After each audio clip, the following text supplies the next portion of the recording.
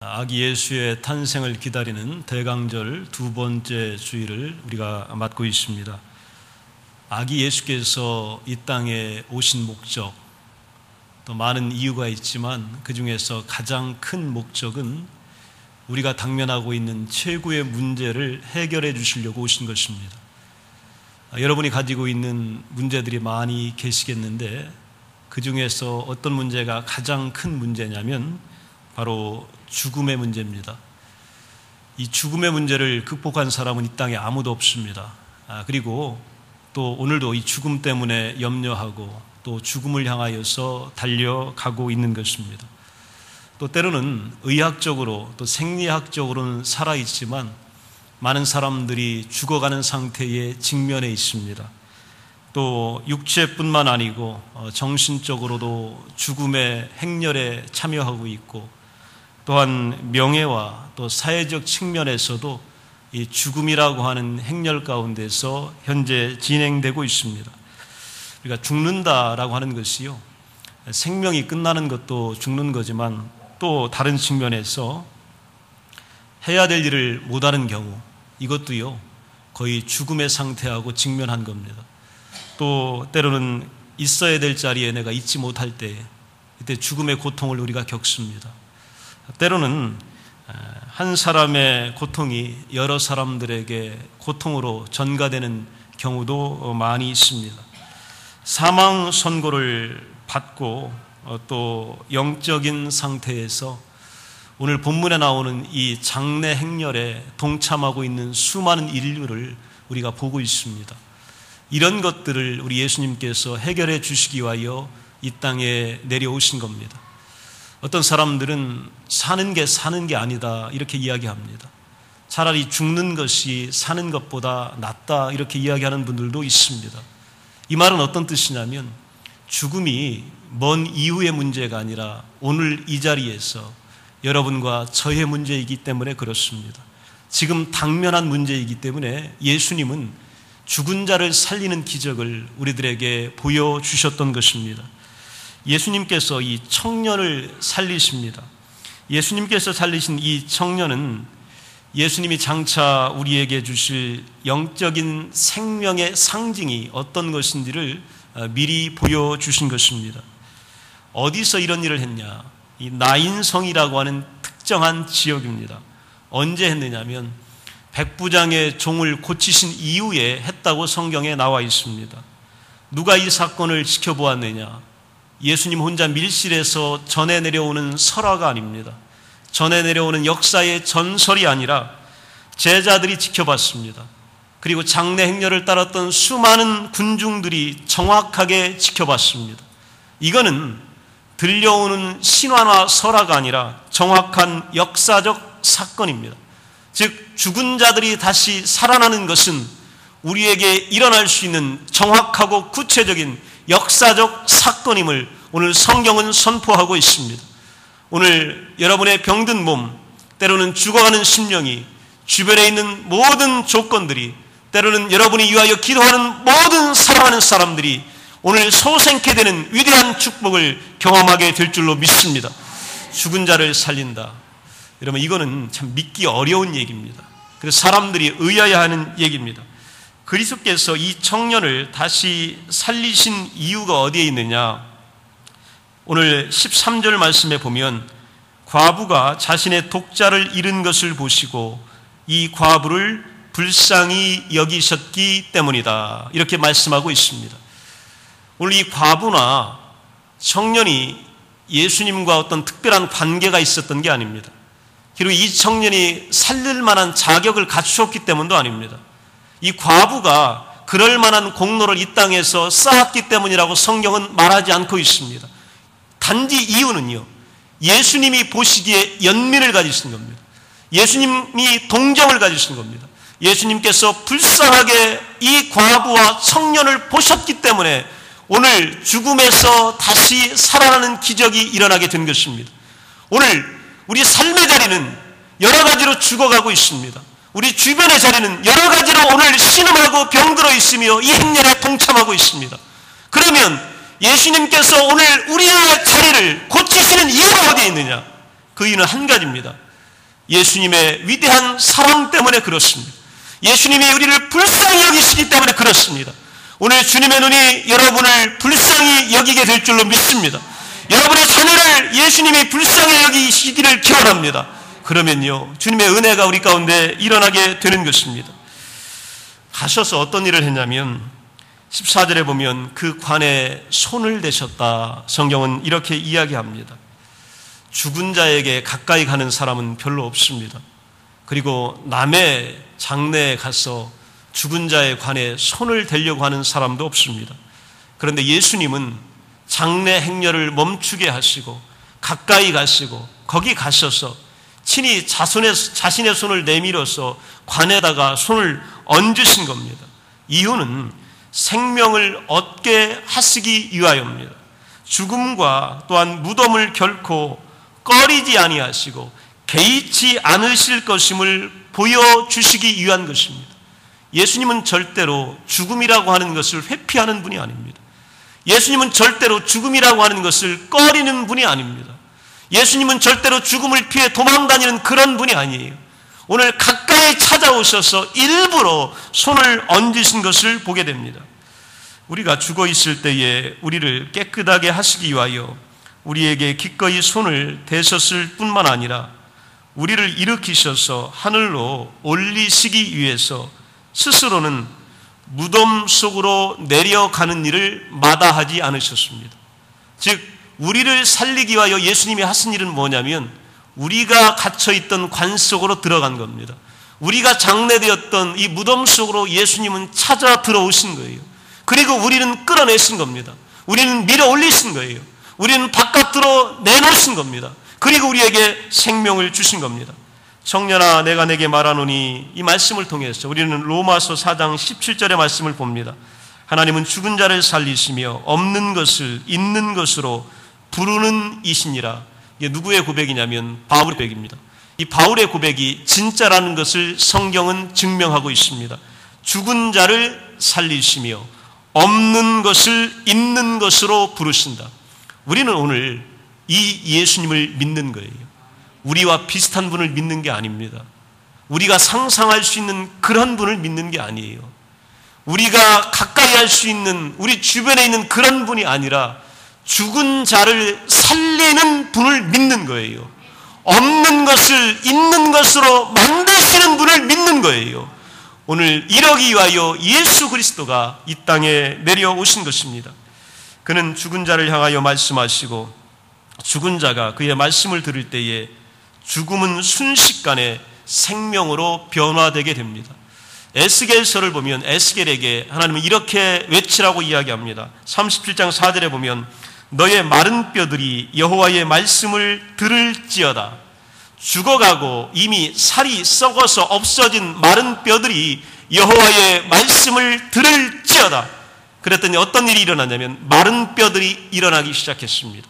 마른 뼈들이 새롭게 생명을 얻어서 나오기 시작한 이 놀라운 골짜기의 영광을 우리에게 보여주신 것입니다. 우리는 여기에서 장래 부활에 대한 두드러진 상징을 만나게 되고 또 그리스도께서 어떤 방식으로 우리를 살려내실지를 우리는 알게 됩니다. 예수님이 도대체 어떻게 살려내실 건가, 그 방법을 이미 우리들에게 보여주신 것입니다. 요한복음 5장 25절에 보면 죽은 자들이 하나님의 아들의 음성을 들을 때가 오나니 곧 이때라. 듣는 자는 살아나리라. 예수님이 어떻게 죽은 자를 살리시냐면 음성으로 살리십니다.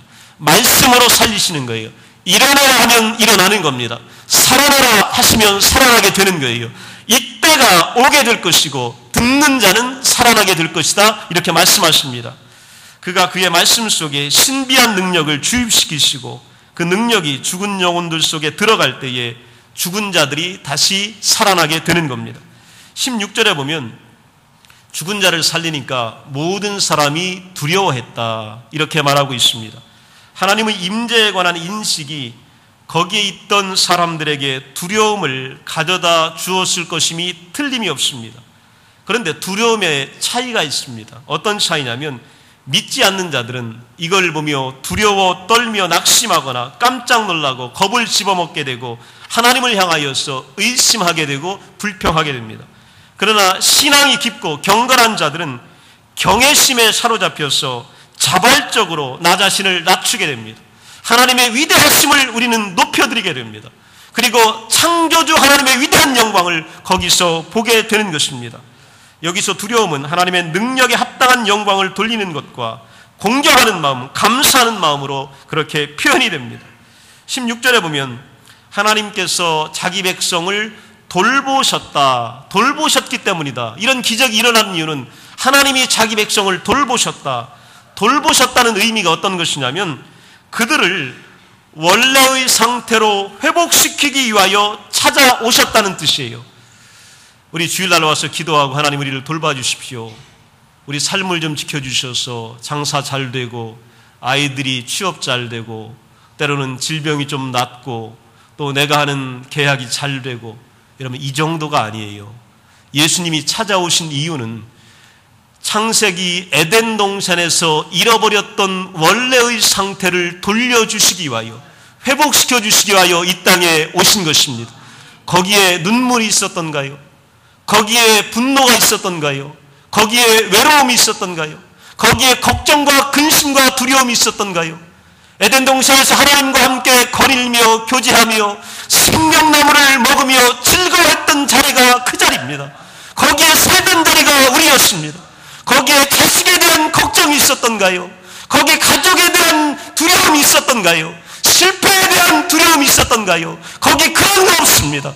우리 예수님이 이 땅에 오신 이유가 바로 뭐냐면 오늘 우리에게 그 자리를 돌려주시기 위하여 오신 것입니다. 여러분, 주님을요 우리 수준에서 기대하면 안 됩니다. 하나님의 아들임을 믿어야 합니다. 하나님은 이 땅에 창조주이심을 믿어야 합니다. 죽음도 질병도 그분이 한마디만 하시면 다 물러가게 되어 있습니다. 여러분의 질병, 우리 고질병이잖아요. 때로는 불치병이라고 그래요. 고치지 못하는 병이 불치병이에요. 평생 두려워하고 죽을까봐 염려하는 질병이 그런 병입니다. 그런데 예수님은 이 병을 어떻게 낚이셨느냐? 의학으로 낚인 게 아니에요. 때로는 의술로 낚인 게 아닙니다. 뭘로 낚이셨냐면 권세 있는 명령으로 낚여주신 거예요. 예수님께서 나으라면 낫는 거예요. 예수님께서 일어나라면 일어나는 거예요. 여러분의 자녀들이 돌아오게 될 것이다 말씀하시면 돌아오게 될 줄로 믿습니다. 여러분의 청년들의 길에 위대한 대로가 열릴 것이다 말씀하시면 그 길이 열리게 될 줄로 믿습니다. 이게 바로 예수님께서 이 땅에 오신 위대한 목적입니다. 이스라엘 백성을 돌보셨다라고 하는 의미는 어떤 거냐면 유대 민족의 삶은요 우리 한민족 요새 살아가는 것하고는 비교가 안 될 정도로 어려웠습니다. 그들이 로마에 오랫동안 식민지 지배를 받고 있었습니다. 그리고 선지자를 기다렸는데 무려 400년 동안 선지자가 안 나와요. 그리고 그러다가 정치적인 방법을 동원해 봤습니다. 그리고 민중 봉기를 동원했습니다. 마지막으로 혁명을 일으켰는데 혁명도요 아주 처참하게 짓밟혔습니다. 그래서 유대인 모든 사람들이 이 말발굽 아래에 오늘 짓밟혀 있는 상태가 현재의 상태입니다. 그들에게는 그 어떤 희망도 소망도 남아있지 않습니다.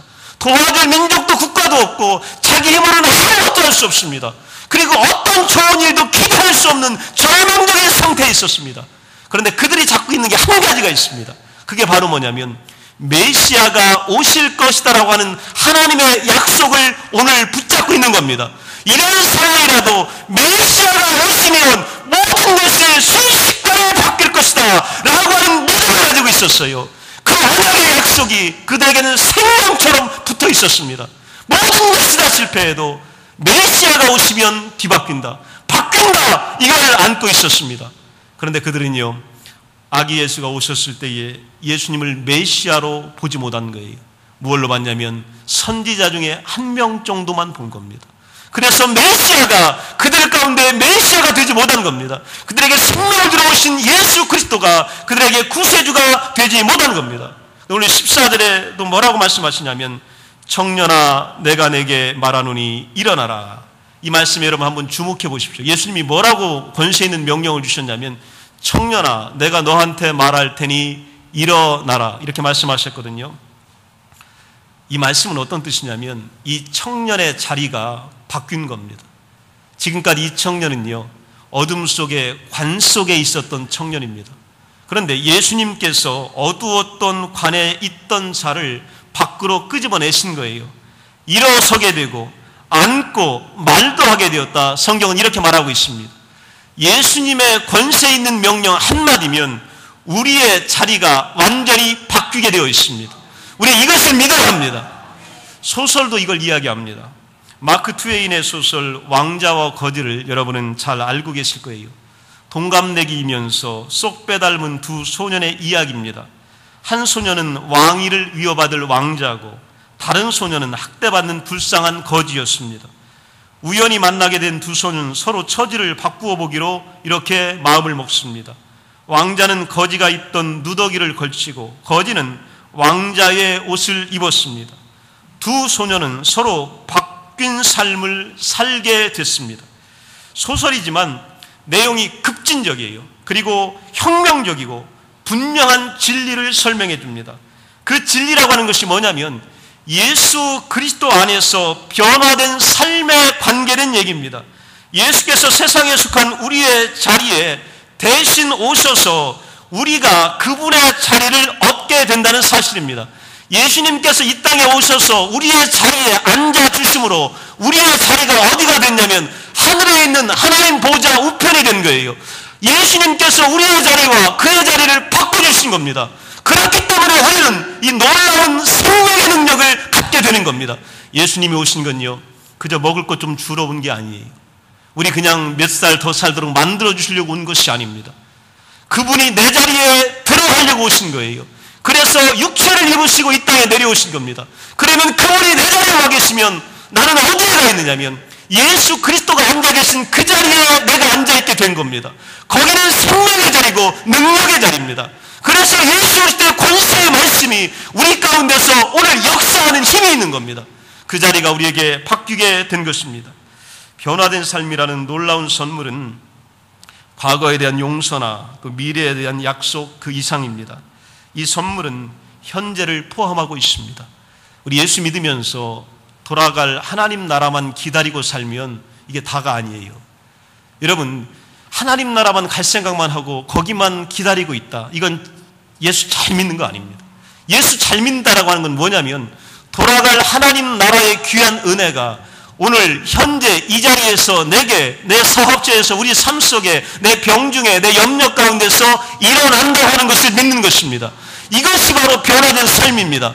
예수님은 미래에만 계시는 분이 아니고 과거에만 우리를 용서해 준 분이 아니라 오늘 여러분의 죽음의 자리를 바꾸시는 분이에요. 여러분이 고통스럽게 견디는 그 자리를 바꾸시는 분입니다. 어떻게 해요? 말씀 한마디면 됩니다. 우리에게는 너무 많은 것이 필요하지만 예수에게는 말씀 한마디면 되는 거예요. 그분이 말씀하시면 그 자리가 바뀌게 되는 것입니다. 그런데 우리의 자리를 바꾸어 주시는 일에 어떤 일이 일어나냐면 갈라디아서 2장 20절에 보면 나는 그리스도와 함께 십자가에 못 박혔나니 이제 살고 있는 것은 내가 아니고 그리스도께서 내 안에 살고 계시다. 예수를 믿는다는 건 무슨 뜻이냐면 나는 이미 십자가에다 박아버린 겁니다. 그러면 내 안에 오늘 누가 와서 살고 계시냐면 예수가 살고 계신 거예요.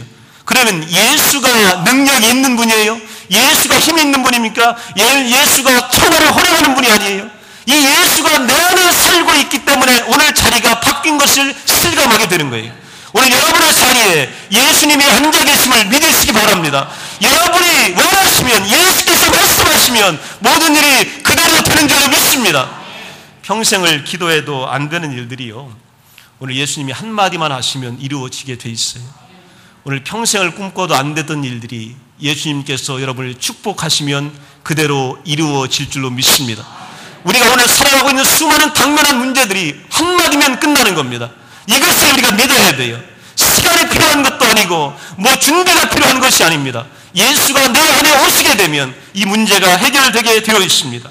오늘 우리 삶 속의 근심거리와 연약함을 맡아주시고 또 그분의 평화와 권세를 주시고자 그리스도는 다음과 같이 우리에게 제안하고 계십니다. 나와 자리를 바꾸지 않겠느냐? 너의 상한 마음 속으로 들어가서 너를 통해 나의 삶을 살고 싶구나. 우리 주님은 멀리서 이렇게 도와주는 그런 분이 아니에요. 여러분 생활의 삶 속의 중심으로 들어오시겠다는 겁니다. 그래서 여러분의 삶을 주님이 사시겠다는 거예요. 오늘 여러분의 근심과 걱정은 주님께서 다 가져가신 줄로 믿습니다. 여러분, 그 주님이 오늘 우리에게 찾아오시겠다는 겁니다. 우리는 이런 주님 앞에 놀란 눈으로 이렇게 질문하며 쳐다봅니다. 주님, 그 일이 정말로 가능한 겁니까? 어떻게 그런 일이 있을 수 있습니까? 이렇게 질문할 수 있습니다. 이에 대해서 예수님은 요한복음 15장 5절에 답변하여 주십니다. 이제는 내가 혼자서는 결코 그리스도인의 삶을 살 수 없다는 것을 잘 알아라. 너희는 나를 떠나서는 아무것도 할 수 없다, 이렇게 말씀하고 계십니다. 오늘 예수 없이 그 어떤 일을 하겠다고 하는 사람은 오늘 죽은 사람이나 같습니다.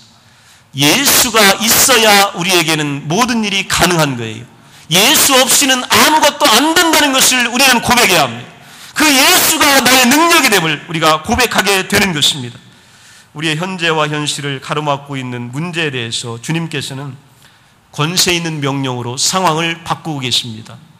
출애굽기 5장 11절에 보면 포로로 잡혀있던 이스라엘 민족, 당시 애굽의 왕은 바로입니다. 신과 같은 존재예요. 그걸 어떻게 끄집어내요? 모세가 가서 무슨 수로 끄집어내요? 그런데 한마디로 끝납니다. 뭐라고 되어 있냐면 내 백성을 보내라. 그러면 그들이 광야에서 내 앞에서 절기를 지킬 것이다. 오늘 하나님의 하신 말씀 한마디예요. 내 백성을 보내라. 그들이 나에게 예배하게 될 것이다. 그랬더니요, 10가지 재앙 앞에서 저항하고 견디며 반항했던 바로 결국은 무너졌습니다. 누구의 힘 가운데? 하나님의 힘 가운데 무너졌습니다. 하나님이 내 백성 보내라고 하면 여러분의 결박이 풀려나게 될 줄로 믿습니다. 여러분 주위에 오늘도 무섭게 자리 잡고 있는 더러운 권세들, 악한 영들, 결박의 쇠사슬이 한마디로 풀리게 될 줄로 믿습니다. 내 백성 보내라, 이렇게 말씀하신 거예요. 홍해 앞에 가로놓여 있었잖아요. 그때에 하나님께서 모세에게 뭐라고 말씀하시는지 14장에 보면 모세가 광야의 백성에게 이르되 너희는 두려워하지 말고 가만히 있어서 여호와께서 오늘 너희를 위하여 행하시는 구원을 보라.